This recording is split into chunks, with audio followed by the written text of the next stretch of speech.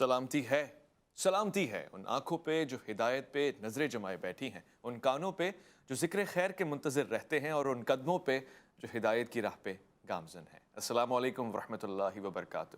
تمام تعریفیں خدائے بزرگ و برتر کے لیے جو وحد لا شریک ہے، نہ کوئی ثانی ہے نہ کوئی ہمسر ہے۔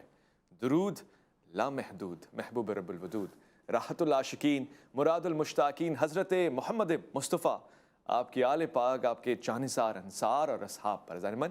آپ دیکھ رہے ہیں الف لام میم۔ میں آپ کا میزبان محمد اویس ربانی تہہ دل سے آپ کو کہتا ہوں خوش آمدید۔ گویا یہ ایام ایسے ہیں کہ جتنا بھی ذکر کر لو کربلا کا کم ہے، اس سے جتنی بھی حیات لے لو کم ہے۔ ضرورت ہے، تشنگی ہے، طلب ہے اور پیاس ہے، اور یہ پیاس آج ہم بجھائیں گے۔ ہم خاص طور سے اس پیغام کو آپ کے سامنے نشر کریں گے جو پیام امام عالی مقام کا تھا، آپ پہ ہمارا سلام، جس کی وجہ سے آپ کو مدینہ چھوڑنا پڑا۔ بھلا مدینے کو کوئی الوداع کیسے کہہ سکتا ہے؟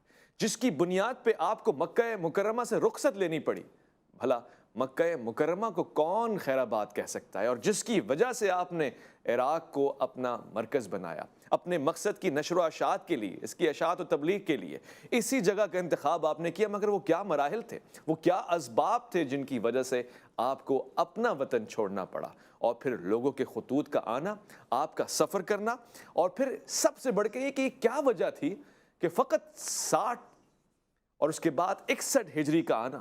یعنی ان دنوں میں کیسے یہ ہو سکتا ہے کہ اتنے قریب کے فاصلے کو اتنا دور کر دیا جائے؟ رسالت مآب صلی اللہ علیہ وآلہ وسلم کی تبلیغ کو کوئی کیسے نظر انداز کر سکتا ہے؟ آیا کیا اصحاب رسول نے نہیں کہا؟ کیا روایتیں نہیں بیان ہوئی کہ حسین کون ہے؟ حضرت ابو ہریرہ سے روایت ہے کہ رسول خدا امام عالی مقام امام حسین کو اس طرح پیار دیا کرتے تھے، آپ کے ہونٹوں کو، آپ کی زبان کو ایسے چوسا کرتے تھے جیسے کوئی آدمی کھجور چوستا ہے۔ خواتین و حضرات، یہی نہیں، میرا پیارا رسول، ہمارے آقا نامدار حضرت محمد مصطفیٰ صلی اللہ علیہ وآلہ وسلم جب مسجد میں تشریف لاتے، اپنے پیارے لہجے میں خطاب کہتے، آپ فرماتے کہ کہاں ہیں وہ چھوٹے چھوٹے بچے، یعنی کہ حسن اور حسین۔ اکثر اور بیشتر اصحاب رسول نے حضرت کے دوش پہ آپ کو سوار دیکھا ہے، اور کاندھوں پہ سوار دیکھ کر یہ بھی کہا ہے کہ کیا خوبصورت سواری ہے۔ جواب یہی ملا ہے کہ سوار بھی تو دیکھیے۔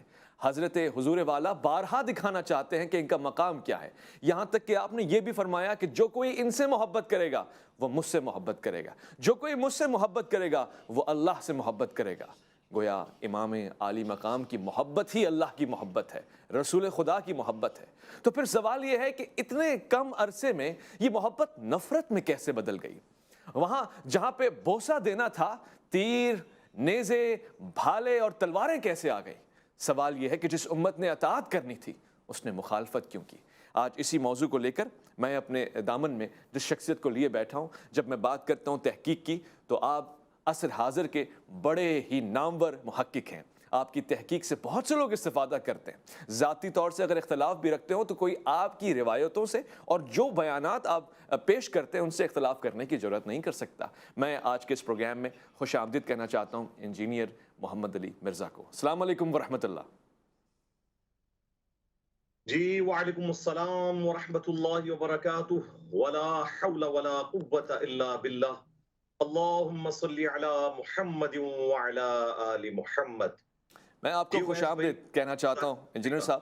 سب سے پہلے آپ کا انتہائی شکر گزار ہوں کہ آپ نے اپنا قیمتی وقت ہمیں عنایت فرمایا۔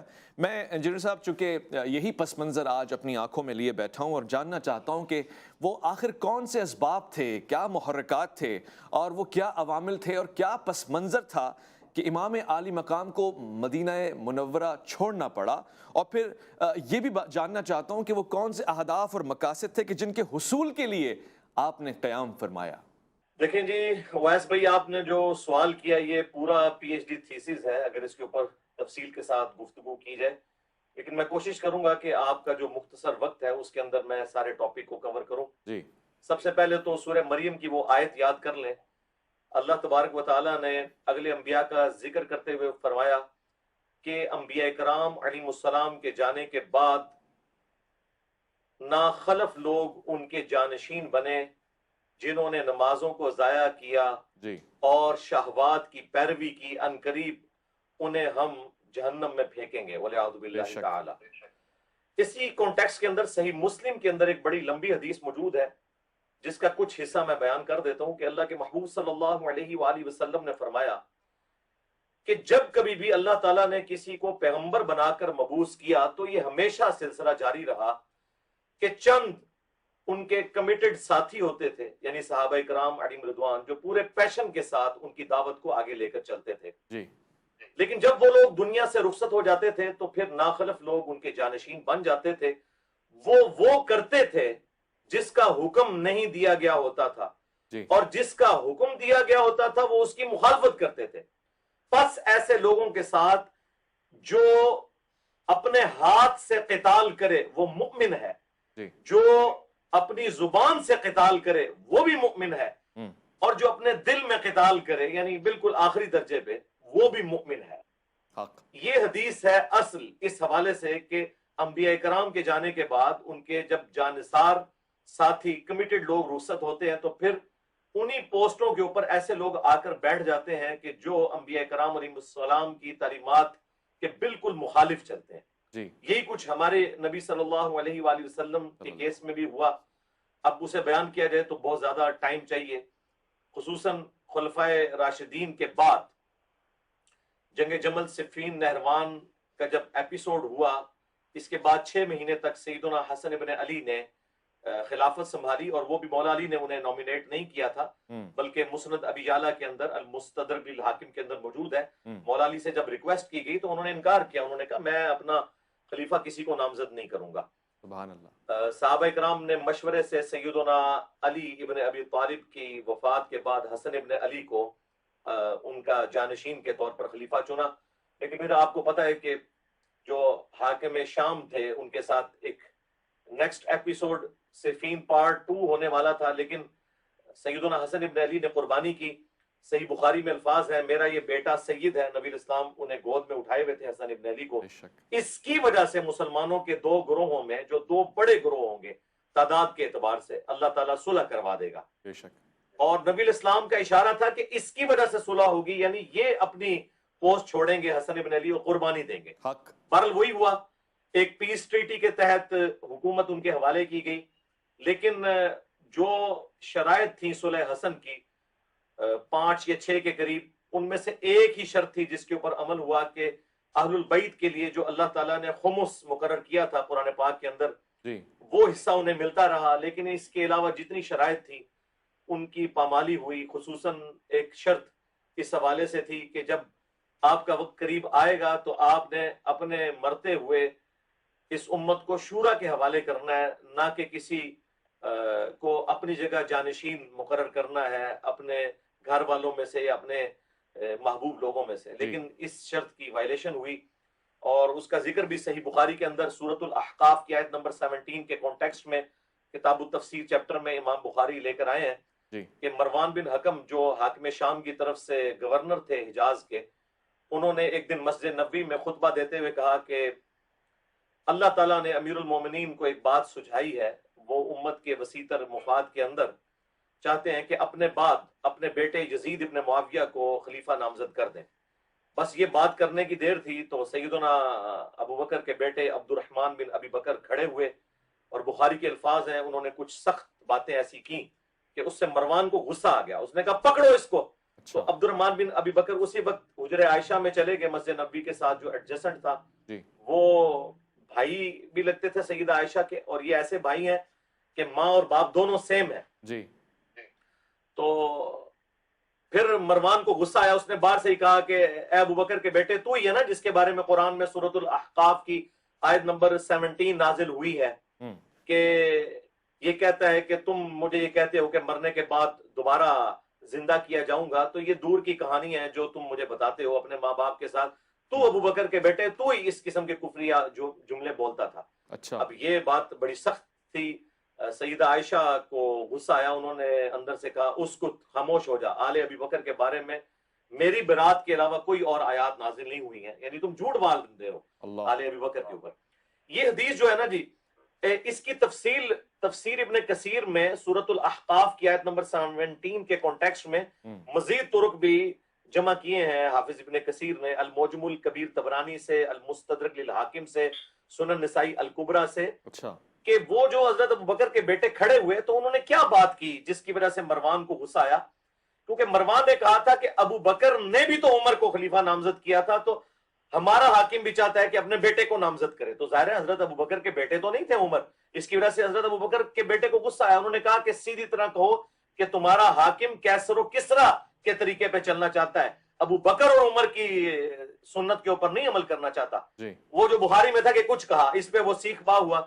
اور یہاں پر حافظ ابن کثیر باقی احادیث کی روشنی میں ایک اور بات بھی لے کے آئے ہیں کہ حضرت عائشہ نے کہا کہ مروان خاموش ہو جا. آل ابی بکر کے بارے میں تو وہی نازل ہوا جو سورہ نور میں، اور اتنا حصہ بخاری میں بھی ہے. اور فرمایا کہ تیرے بارے میں اور تیرے باپ کے بارے میں اللہ کے نبی علیہ السلام نے فرمایا تھا جب تو اپنے باپ کی پشت میں تھا کہ حکم پر لعنت اور اس کی اولاد کے اوپر لعنت، تو اسی لعنت کا ٹکڑا ہے. اب یہ سینیریو آپ کو بالکل کلیئر کر رہا ہے کہ یہ کتنا اس وقت ایسا ماحول بن گیا تھا. اب اس پورے ماحول کے اندر سیدنا حسین ابن علی کا ایک خط ہے جو اس وقت انہوں نے حاکم وقت کے نام لکھا، جو تفسیر ابن کثیر کے اندر موجود ہے، جسے البدایہ والنہایہ بھی کہتے ہیں عربی کے اندر. اس میں انہوں نے کہا کہ میں اللہ کے حضور شرمندہ ہوں کہ میں اللہ کو کیا جواب دوں گا کہ جس طریقے سے یہ حکومت چلائی جا رہی ہے، اللہ اور اس کے محبوب صلی اللہ علیہ وآلہ وسلم کی تعلیمات کے خلاف یہ حکومت چل رہی ہے، میں اللہ کو کیا جواب دوں گا.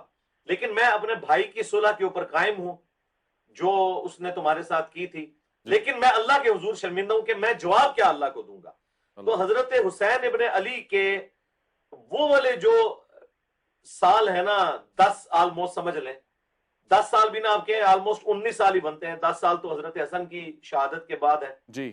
یہ 19 سال انہوں نے انگاروں پر گزارے ہیں، یہ سب کچھ دیکھتے ہوئے، اور وہ انتظار کرتے رہے کہ شاید امت کے خیر خواہی کی خاطر آخری جو ایک شرط ہے اس پہ عمل ہوگا. جب وہ عمل نہیں ہوا اور حاکم وقت نے یزید ابن معاویہ کو اپنے بعد خلیفہ یا بادشاہ نومینیٹ کر دیا، تو پھر حضرت حسین ابن علی ظاہر ہے کہ وہ چونکہ وارث رسول تھے صلی اللہ علیہ وآلہ وسلم، وہ تو کبھی بھی کمپرومائز نہیں کر سکتے تھے. اسی وجہ سے پھر کوفہ سے لوگوں نے خط لکھنے شروع کر دیے حضرت حسین ابن علی کو کہ اب آپ کا کام ہے کہ آپ نے اتنا عرصہ صبر کیا ہے، اب تو کوئی ایسا موقع نہیں ہے کہ آپ صبر کریں، امت کو آ کے فرنٹ سے لیڈ کریں. اور یہ جو جس شرط کے اوپر صلح ہوئی تھی وہ شرط ہی وائلیٹ ہو گئی ہے، لہٰذا یزید ابن معاویہ کی خلافت تو اسٹیبلش ہی نہیں ہوئی. بعض لوگ کہتے ہیں نا جی وہ خلیفہ وقت کے خلاف خروج ہو گیا، وہ جب اسٹیبلش ہو تو خروج ہوتا ہے نا، جب اسٹیبلش ہی نہیں ہوئی تو خروج کیسا. تو حسین ابن علی دیکھیں ان کے دل پہ کیا وہ کیفیت ہوگی کہ لوگ حج کے لیے وہاں پر آ رہے ہیں حرمین کی سرزمین پہ، اور سیدنا حسین ابن علی پہلے مدینہ شریف سے مکہ شریف اور پھر الٹیمیٹلی وہاں سے ود فیملی کوفہ شفٹ ہو رہے تھے اپنی فیملی کے ساتھ، جنگ کرنے کے لیے نہیں بلکہ ایک پولیٹیکل سٹرگل لانچ کرنے کے لیے، جس کا ظاہر ہے کہ الٹیمیٹ نتیجہ قتال کی شکل میں بھی ہونا تھا تاکہ دوبارہ سے خلفائے راشدین کی خلافت کو زندہ کیا جائے. یہ اس کا پورا پس منظر تھا. جی ٹھیک ہے، واضح ہے، یہ اس کا ہدف تھا، یہی اس کے مقاصد تھے، اور یہ آپ نے جو پس منظر بتایا یقینی طور سے یہی تاریخی واقعات ہیں. میں ایک مختصر سے وقفے کی طرف جا رہا ہوں، جب لوٹ کر آؤں گا تو مزید جاننا چاہوں گا کہ قیام مکہ کس بنا پہ تھا، کتنے عرصے کے اوپر مشتمل تھا، اور اس میں کیا کیا واقعات آئے، رونما ہوئے. میں لوٹ کر آتا ہوں. الف لام میم میں خواتین و حضرات آپ کا انتظار ہے.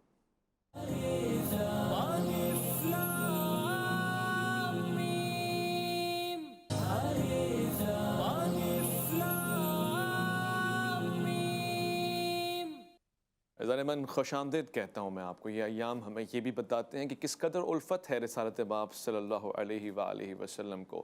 اکثر و بیشتر آپ نے فرمایا کہ یہ جو ان کا گوشت ہے نا یہ میرا گوشت ہے، یہ جو ان کا خون ہے یہ میرا خون ہے. یہ بھی بتایا کہ میں ان سے ہوں، یہ مجھ سے ہیں، اور بارہا بتایا کہ یہ مجھ سے ہیں، اس سے لوگ سمجھ جائیں کہ ان سے میری نسبت ہے، رشتہ داری ہے، اور یہ ہی نہیں بلکہ میں بھی ان سے ہوں.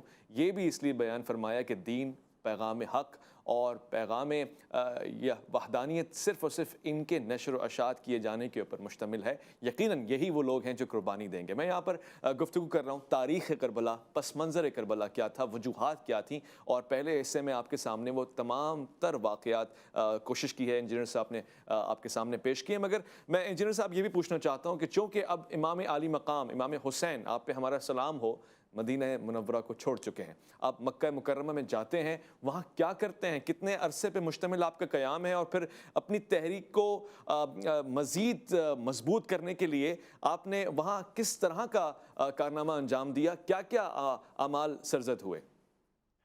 دیکھیں جی، مدینہ شریف کے اندر چونکہ یزید کی طرف سے یہ آرڈر آیا تھا کہ حسین ابن علی کی بیعت لی جائے زبردستی، جی اور یہ بھی یاد رکھیے گا کہ حسین ابن علی ایک شخصیت کا نام نہیں تھا، اس وقت ایک قبائلی سسٹم تھا، اور بنو ہاشم کو سیدنا حسن ابن علی کی شہادت کے بعد حسین ابن علی رضی اللہ تعالی عنہما وعلیہم السلام لیڈ کر رہے تھے، تو ان سے زبردستی بیعت لینے کی کوشش کی گئی، اسی لیے حسین ابن علی نے کنفرنٹریشن کو اوائڈ کرنے کے لیے مدینہ شریف سے مکے کا سفر اختیار کیا، اور وہاں پر بھی آپ دیکھیں کہ آپ کے قریبی ساتھیوں میں بھی ایسے لوگ تھے جو آپ کو اس حوالے سے سمجھا رہے تھے، اور پوری نیک نیتی کے ساتھ، چاہے وہ عبداللہ ابن عمر ہوں، چاہے عبداللہ ابن عباس ہوں، چاہے عبداللہ ابن زبیر ہوں، اور یہ لوگ تو وہ بھی تھے جنہوں نے بیعت نہیں کی۔ عبداللہ بن عمر نے بعد میں کی، وہ بھی مشروط تھی، باقی لوگوں نے بیعت نہیں کی تھی یزید ابن معاویہ کی۔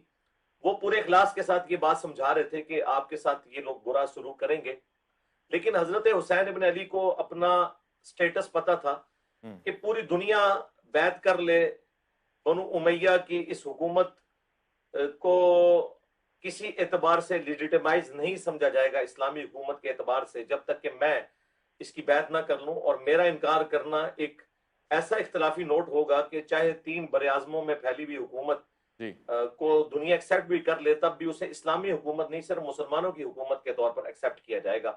اور یہ ذمہ داری تھی جس کی وجہ سے آپ نے ایک سٹانس لیا کہ میں اس سسٹم کا حصہ نہیں بنوں گا۔ آپ کے پاس بھی راستہ تھا کہ آپ خاموشی اختیار کر لیتے جس طرح باقی لوگوں نے کی، لیکن وہ یہ سمجھتے تھے کہ میں نے اگر خاموشی اختیار کر لی تو اس کا مطلب یہ ہے کہ اس وقت کی جو حکومت ہے یہ اسلامی حکومت ہے، اور میں پھر قیامت کے دن اللہ کے محبوب صلی اللہ علیہ وآلہ وسلم کو کیا منہ دکھاؤں گا کہ میں نے ان کا وارث ہوتے ہوئے بھی اس معاملے میں کمپرومائز کیا۔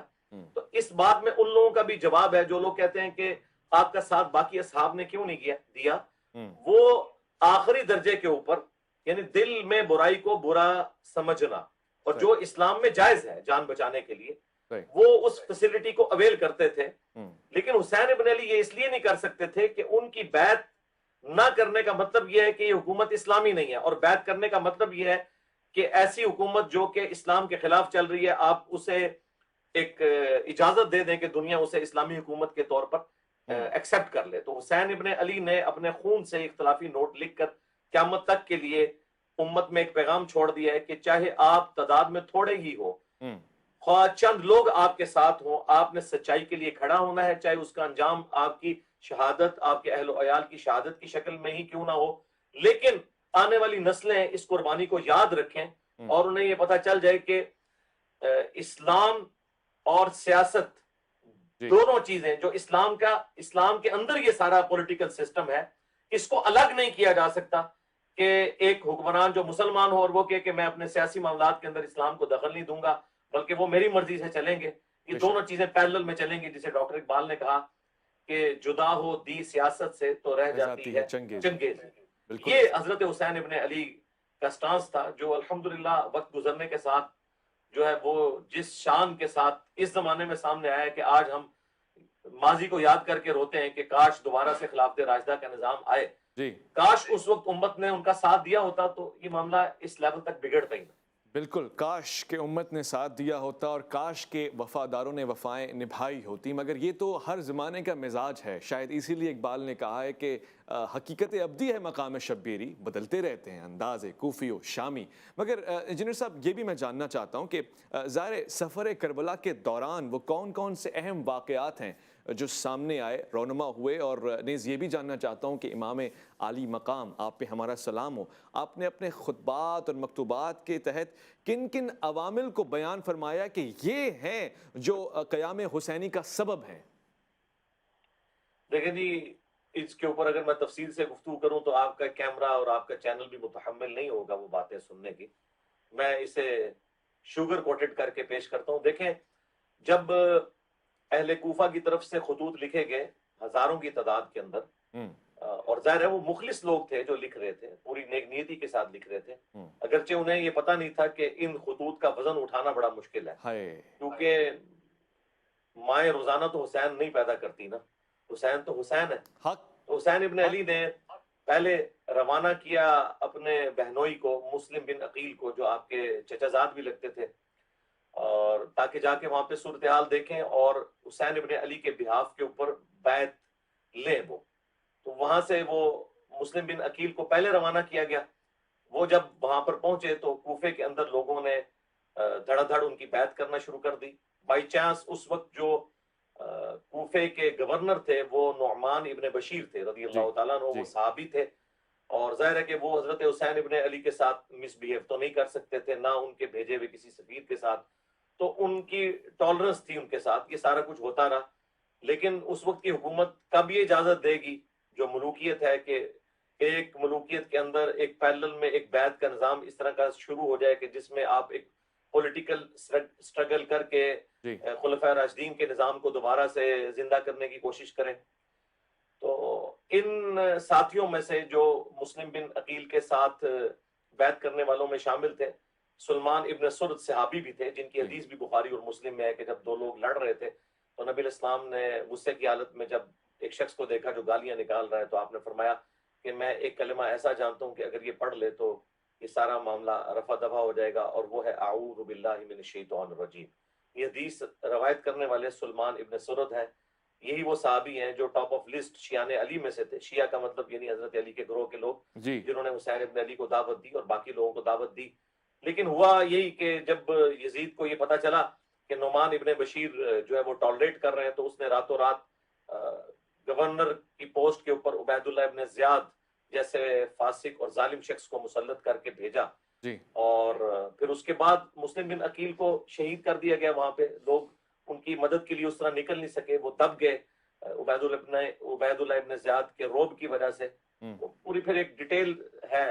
اور اس دوران جو سفر میں آپ نے ذکر کیا تو اس میں حسین ابن علی کے ساتھ جو لوگ بھی آ کے والنٹیئرلی شامل ہونے کی کوشش کرتے تھے تو وہ ان کو بتاتے تھے کہ ایک مشکل راستہ ہے، ہوں، میں نہ تمہیں اس بات کا حکم دیتا ہوں کہ تم مجھے چھوڑ جاؤ، اور نہ میں تم پہ کوئی مرضی اپنی چلانا چاہتا ہوں کہ تم اس مشکل سفر کو میرے ساتھ اختیار کرو. اللہ تمہاری مرضی ہے کہ تم یہ اگر راستہ چننا چاہتے ہو. تو جو مخلص لوگ تھے انہوں نے چنا، اور جو آپ کے ساتھی یہاں سے گئے تھے ان میں سے کوئی بھی آپ کو چھوڑ کر نہیں گیا.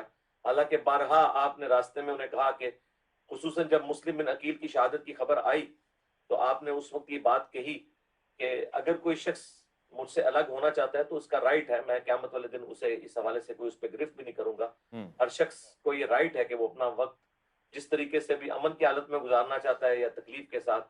یہ تو کسی نے بھی آپ کا ساتھ نہیں چھوڑا الحمدللہ. آپ کے جو کمیٹڈ لوگ تھے آپ کے ساتھ ٹھیک ہے 18 کے قریب آپ کے اہل البیت میں سے تھے، اور باقی جو ہے وہ دوسرے لوگ تھے. یہ ٹوٹل آلموسٹ 72 بنتے ہیں. ٹھیک ہے ٹھیک ہے. یقیناً آپ نے جن حضرت سلیمان کا ذکر فرمایا ہے، بعد میں شاید یہ وہی گروہ ہے جو پچھتاوے کا اظہار بھی کرتا ہے، جو اہل کوفہ کو اس بات پہ رضامند بھی کرتا ہے کہ اب جینے کا کوئی فائدہ ہی نہیں ہے، شاید ہم سے کوئی کوتاہی ہو گئی ہے، ہم عین وقت پہ نصرت اور معاونت نہیں کر سکے امام عالی مقام کی. مگر چونکہ انجینئر صاحب ہمارے ذہنوں میں ایک سوال بھی ہے جو بارہا آتا ہے، کئی مرتبہ مختلف پلیٹ فارمز پہ ہم نے یہ سوال اٹھتا ہوا دیکھا ہے. آج میں تشنگی مٹانا چاہتا ہوں یہ سوال پوچھ کے. ایک وقفے کی طرف جا رہا ہوں، جب میں لوٹ کر آؤں گا تو جاننا چاہوں گا کہ اس وقت اطاعت کے لیے بہت سارے لوگ موجود ہیں، اور صحابہ کرام رضوان اللہ تعالی اجمعین کی اولاد، وہ شیخین موجود ہیں، وہ بزرگ صحابی موجود ہیں یا ان کی اولادیں زندہ ہیں کہ جن کا نہ کہہ دینا اور ہاں کہہ دینا میٹر کرتا ہے. غالباً وہ بھی معاون کے طور پہ یعنی ساتھ چلنے والوں کے طرح نظر نہیں ہے. میں لوٹ کر آؤں گا، نام لے کے سوال پوچھوں گا اور چاہوں گا کہ اس کے پیچھے وجوہات کیا ہیں وہ جانوں. لوٹ کر آئیں گے. الف لام میم میں آپ کا انتظار رہے گا.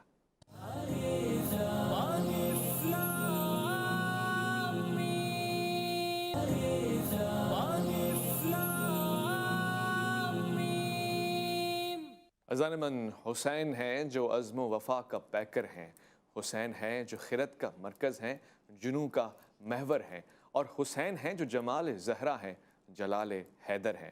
مگر ایسے ہی حسین کا ساتھ دینے والے افراد اتنی بڑی امت میں سے اتنے کم کیوں ہیں؟ یہ سوال میں پوچھنا چاہتا ہوں انجینئر محمد علی مرزا کی موجودگی سے فائدہ اٹھانا چاہتا ہوں۔ انجینئر صاحب، یہ سوال بنتا تو ہے کہ بنی ہاشم اور ان کے سرکردہ افراد نے بڑی تعداد میں حمایت کا اعلان کیوں نہیں کیا؟ نیز صرف بنی ہاشم ہی نہیں بلکہ وہ دیگر احباب اور اصحاب، اور خاص طور سے میں نام لینا چاہتا ہوں کہ جناب عبداللہ ابن عمر رضی اللہ تعالیٰ عنہما اور حضرت عبداللہ ابن عباس رضی اللہ تعالیٰ عنہما، ایسے افراد کیوں یزید کی حکومت کے خلاف قیام کرنے میں امام کا ساتھ نہیں دے رہے؟ یعنی ان کو جانے سے کیوں روک رہے ہیں، منع کیوں کر رہے ہیں، کیا وجہ ہے؟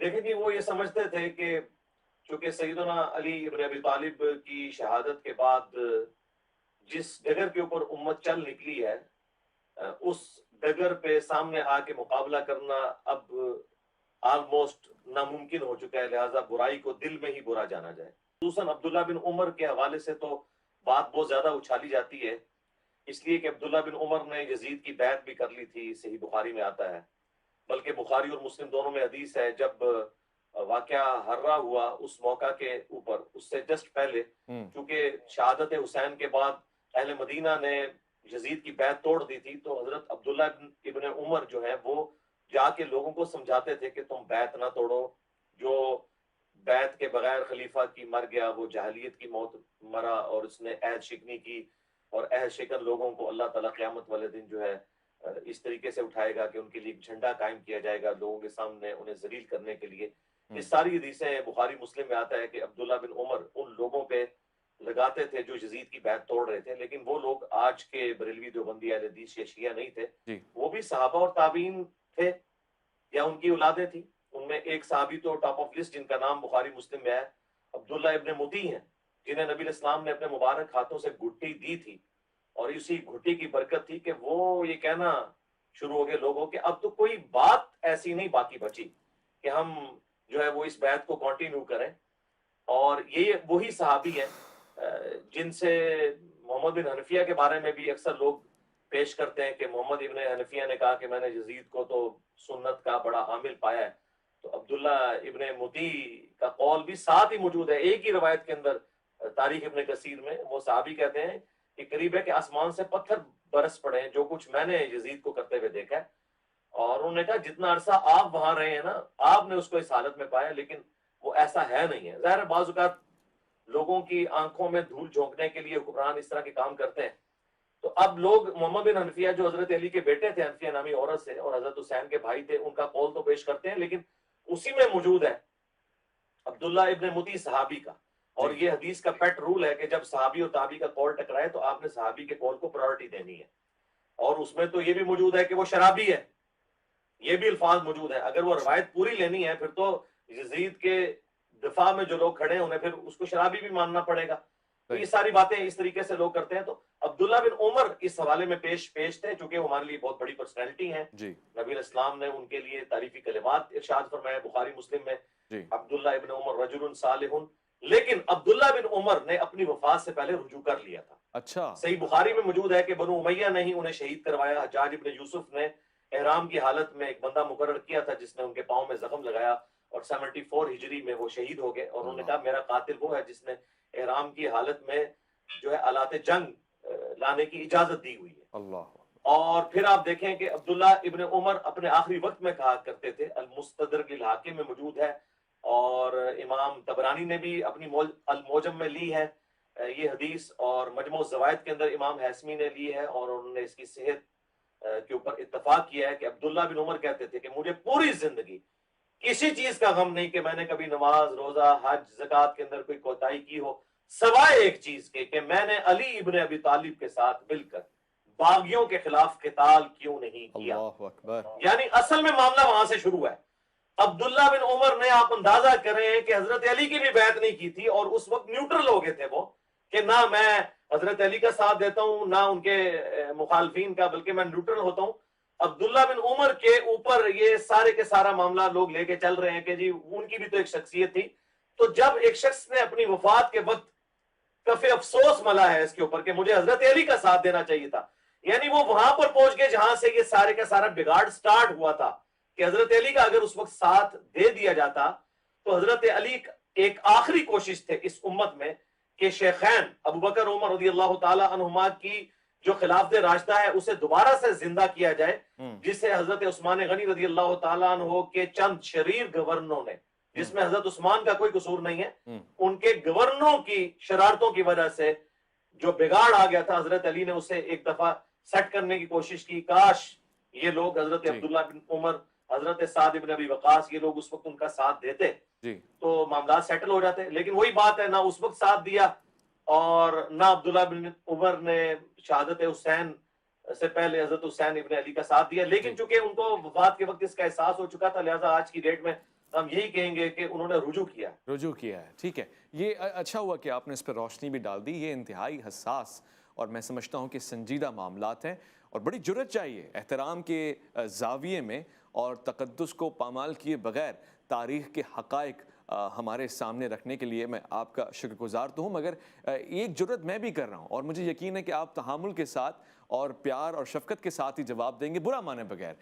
تاریخ کربلا میں ایک مقام میرے مطالعے کے مطابق ایسا بھی آیا کہ امام عالی مقام، آپ پہ ہمارا سلام ہو، آپ شاید اس سے مشروط دستبرداری کا اعلان کرنا چاہتے ہیں. یعنی آپ نے 3 شرائط دی ہیں کہ اگر اس پہ کوئی رضامندی ہو جائے تو ہم اس سے ہاتھ اٹھا لیں گے. گویا واقعہ کربلا جو کہ حق و باطل کی جنگ ہے، یہ مارکہ حق و باطل ہے، اس میں ایسا کیوں نظر آ رہا ہے کہ امام عالی مقام آخری وقت میں مصالحت کی کوشش کر رہے ہیں، کمپرومائز کی کوشش کر رہے ہیں، کسی طرح سے بات ٹل جائے؟ یہ ممکن ہے؟ یہ بالکل جھوٹا الزام ہے، اور جس نے یہ سٹوری لکھی ہے وہ سٹوری فٹنگ ہی نہیں بیٹھتی اس پوری قیام حسینی کے اندر لاجیکلی. اس کی وجہ یہ ہے کہ اگر حسین ابن علی یہ شرط رکھ رہے تھے، وہ 3 شرائط پیش کی جاتی ہیں. اس کتاب کا بھی میں پوسٹ مارٹم بعد میں کرتا ہوں کہ وہ کتاب ہی جعلی ہے، اور اگر اس کتاب کو صحیح مانا جائے گا تو اس کے اندر تو بہت کچھ اور بھی لکھا ہے جو یہ پھر ایکسیپٹ کرنے کے لیے تیار نہیں ہوں گے. یہ لاجیکلی بالکل بات غلط ہے کہ حسین ابن علی 3 شرائط رکھ رہے تھے. اگر یہ ہوتا تو عبید اللہ ابن زیاد کو یزید نے جو گورنر کوفہ لگایا تھا وہ اسے حجاز کی گورنری بھی دے دیتا کہ شاباش، جو کام میرے والد محترم نہیں کروا سکے اپنی زندگی میں زور لگا کے، تو میرا ایسا ایک چیتا ہے کہ تو نے وہ کام کر دیا کہ حسین ابن علی اس پہ آمادہ ہو گئے ہیں کہ وہ میری بیعت کریں گے. کیونکہ اس میں شرط ایک بتائی جاتی ہے کہ جی نمبر 1 یا تو مجھے مدینہ شریف واپس جانے دو اور میں گوشہ نشینی کی زندگی گزاروں. کس کو کہہ رہے ہیں؟ حسین ابن علی کے بارے میں. آج ہم حسینی گوشہ نشینی کی زندگی گزارنے کے لیے تیار نہیں ہیں، تو جس کو ہم اپنا لیڈر مانے ہوئے ہیں اس کے بارے میں آپ سوچ سکتے ہیں. دوسری شرط رکھی کہ مجھے کسی بارڈر کے اوپر بھیج دیں جہاں پہ میں جو کافروں کے خلاف جا کے قتال کروں. کافروں کے خلاف کیسے قتال کیا جا سکتا ہے جبکہ آپ کے اپنے گھر میں ایسی حکومت ہے جو اسلامی حکومت نہیں، صرف مسلمانوں کی حکومت ہے. اور تیسرا یہ کہ میں یزید کے ہاتھ میں ہاتھ دے دیتا ہوں. اور مجھے افسوس ہوتا ہے کہ جو سو کالڈ اپنے آپ کو شیعان علی کہتے ہیں، شیعان حسین کہتے ہیں، وہ بھی یہ بیان کر رہے ہوتے ہیں اپنے چند عقائد کی حفاظت کے لیے کہ وہ تقیتاً کر رہے تھے، یہ کر رہے تھے. یہ بالکل جھوٹ ہے. انہوں نے کوئی 3 شرائط نہیں رکھی ہیں. اور اگر ایسا ہوتا تو میں لاجیکلی بتا رہا ہوں کہ عبید اللہ ابن زیاد تو اسی وقت خط لکھتا کہ یزید صاحب جو کام آپ کے والد محترم نہیں کروا سکے وہ میں نے کروا لیا ہے، تو اسے تو نوازا جاتا. لیکن ایسا نہیں تھا. یہ بالکل جھوٹ باندھا گیا. اور جس کتاب سے پیش کرتے ہیں انصاب الاشراف، امام بلازری کی کتاب، اس کے اوپر تو جرا کی گئی ہے. کئی محدثین اسے ان کی طرف منسوب ایک کتاب مانتے ہیں. یہ کتاب ان کی طرف غلط منسوب کی گئی ہے، ورنہ اسی میں یہ بھی موجود ہے کہ یزید کے آباء و اجداد کے تابوت جہنم میں یہ موجود ہے.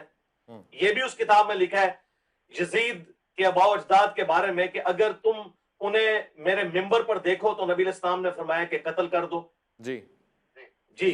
اور اس میں یزید کے آباء و اجداد کے بارے میں یہ بھی لکھا ہے کہ ان میں سے یزید کے ایک بڑوں میں سے، ان کے آباء و اجداد میں سے، میں چونکہ وہ آپ کی پیمرا کی پالیسی کے اندر گفتگو کر رہا ہوں کہ وہ ایک اونٹ کے اوپر بیٹھے ہوئے تھے اور ان کا ایک بیٹا اس اونٹ کو ہانک رہا تھا، اور ایک بیٹا جو ہے اس نے وہ نکیل پکڑی ہوئی تھی. اور نبی علیہ السلام نے ارشاد فرمایا کہ اونٹ پہ بیٹھے ہوئے پہ بھی لعنت، اونٹ ہانکنے والے پر بھی لعنت، اور اونٹ کی مہار پکڑنے والے پر بھی لعنت.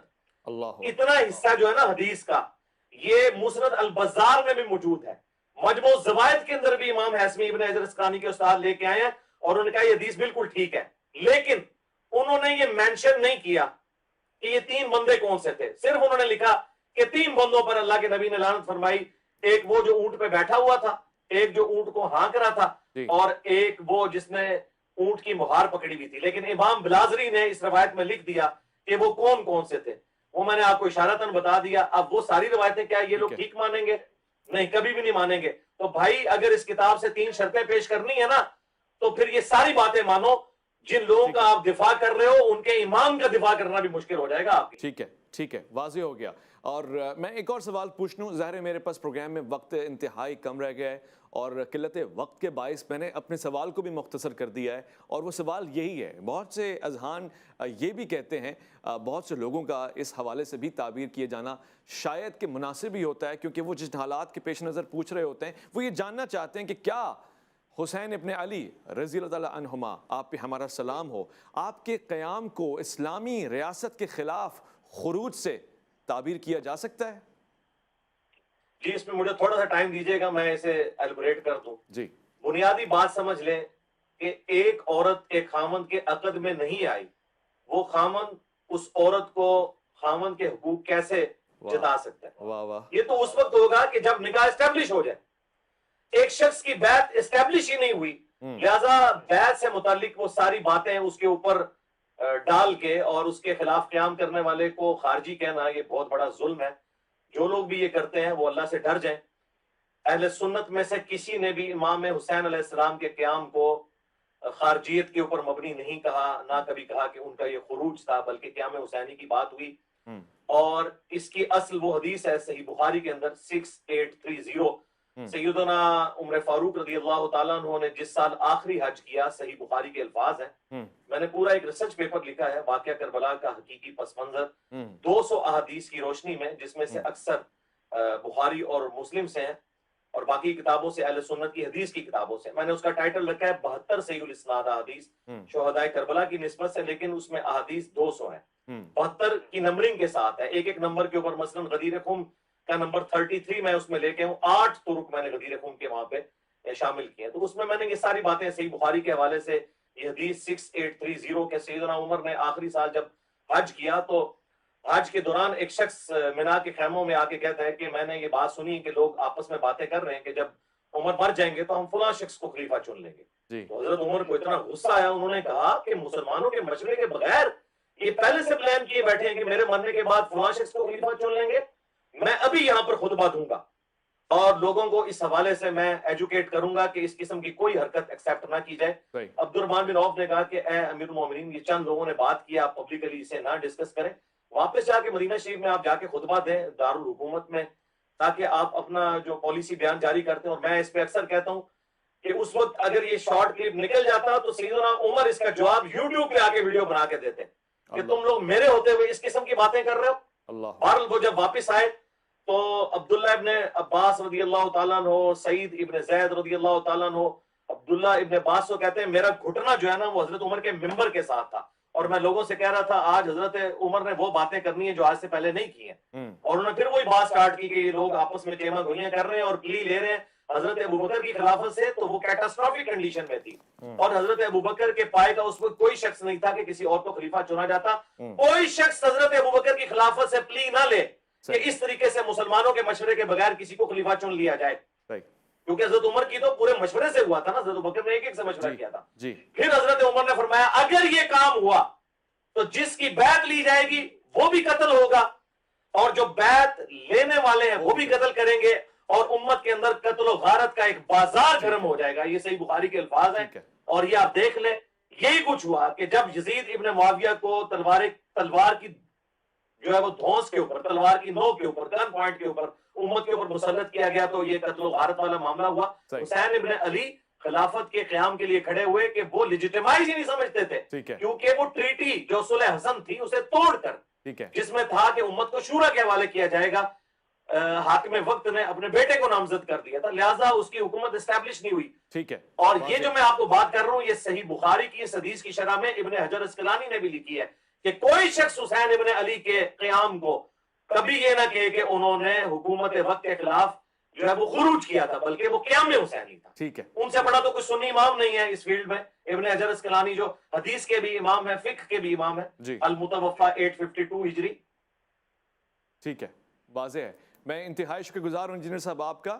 یہ جتنا بھی مواد آج تاریخ کے زاویے میں اور اس کے برتن میں رکھ کر آپ نے ہمارے دسترخوان پہ بچھایا ہے، اس میں سے جو جتنا چاہے وہ اٹھا لے. یقیناً یہ تحقیق کے اوپر مبنی ہے، اور بہرحال اس میں دو باتیں ضرور یہ کہنا چاہتا ہوں کہ اگر اس حوالے سے ناقدین ہیں تو وہ اپنی تحقیق کریں اور اس کا جواب لے آئیں، اور اگر اس حوالے سے بہت سے لوگ اتفاق کرتے ہیں تو بھی مناسب ہے.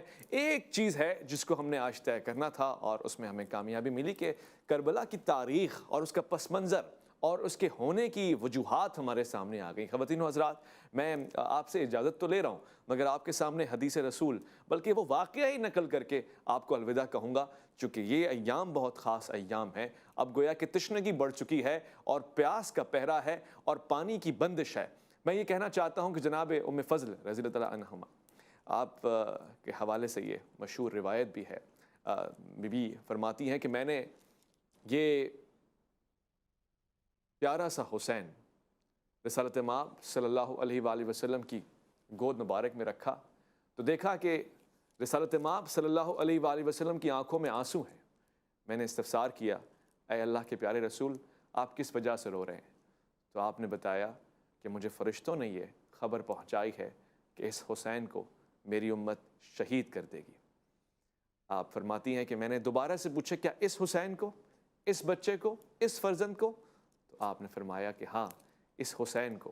اور پھر آپ نے آگے روایت میں اس جگہ کا نام بھی لیا. گویا کہ یہ بہت تلخ تھا اور رسول کی آنکھوں میں آئے ہوئے آنسو اس بات کی وضاحت کر رہے ہیں کہ حسین سے محبت ہے، انتہا کی محبت ہے اور الفت ہے، اور حسین ہمیشہ سے ہر زمانے سے حق کی نمائندے ہیں اور حق کی نمائندگی کرنے میں کامیابی حاصل کر رہے ہیں. میں اجازت چاہتا ہوں آپ سے اس ہی دعا کے ساتھ کہ آپ اپنا خیال رکھیں گے، اپنے سے بڑھ کے خیال رکھیں گے ملک پاکستان کا، اللہ کے فرمان کا. اللہ کی امان میں.